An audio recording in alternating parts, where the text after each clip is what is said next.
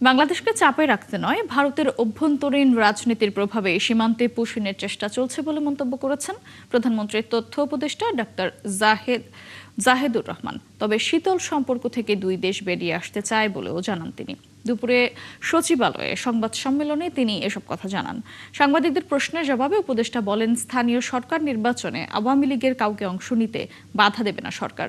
শারমিন নীরার রিপোর্ট।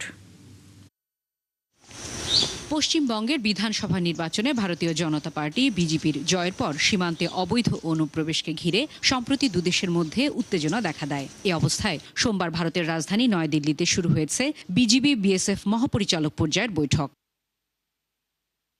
মঙ্গলবার সচিবালয়ে নিয়মিত সংবাদ সম্মেলনে সীমান্তে বিএসএফ এর পুশিন সহ সাম্প্রতিক উত্তেজনা প্রসঙ্গে সাংবাদিকদের প্রশ্নের জবাবে কথা বলেন প্রধানমন্ত্রীর তথ্য উপদেষ্টা। তিনি জানান, বাংলাদেশকে চাপে ফেলতে চায় না ভারত, বরং 5 আগস্ট পরবর্তী দুদেশের যে সম্পর্ক হয়েছে সেখান থেকে বেরিয়ে আসতে চায় তারা। আমি এইভাবে মনে করি না যে বাংলাদেশের সাথে কোনো একটা টেনশন তৈরির জন্য ভারতীয় সরকার এটা করছে।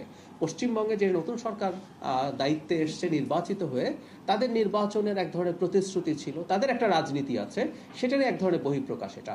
আমি দৃঢ়ভাবে বিশ্বাস করি বাংলাদেশে নতুন যে সরকার আসছে তার সাথে ভারতের সরকার, আমরা বিভিন্ন পর্যায়ে যখন কথাবার্তা বলেছি, আমার নিজেরও কিছু কথাবার্তা হয়েছে, তারা বাংলাদেশের সাথে 5 আগস্ট পরবর্তী সময়ে ডক্টর ইউনূস সরকারের সাথে যে ধরনের পরিস্থিতি ছিল সেটা থেকে তারা বেরিয়ে আসতে চান।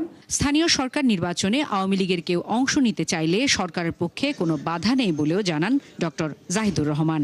কোনো রকম কোনো সমস্যা নেই, মানে একজন ব্যক্তি যদি নির্বাচনে পার্টিসিপেট করতে চান, তিনি যদি আওয়ামী লীগের, কারণ এটা নির্দলীয়, এখানে কেউই দলের কথা বলবেন না, এবং তিনি যদি তার ক্যাম্পেইনে, কারণ এটা হতে পারে একজন নির্দলীয় ব্যক্তি আসলেন, কিন্তু যদি তার ক্যাম্পেইনে আওয়ামী লীগ বা তাদের যা যা বলার সেগুলো বলেন, সেটা প্রবলেম হবে। এর বাইরে নির্দলীয় ব্যক্তি তার যে ক্রাইটেরিয়া আছে নির্বাচনটা করার জন্য, সেটা যদি তিনি ফুলফিল করতে পারেন, তিনি নির্বাচন করতে পারেন, নিশ্চয়ই পারেন।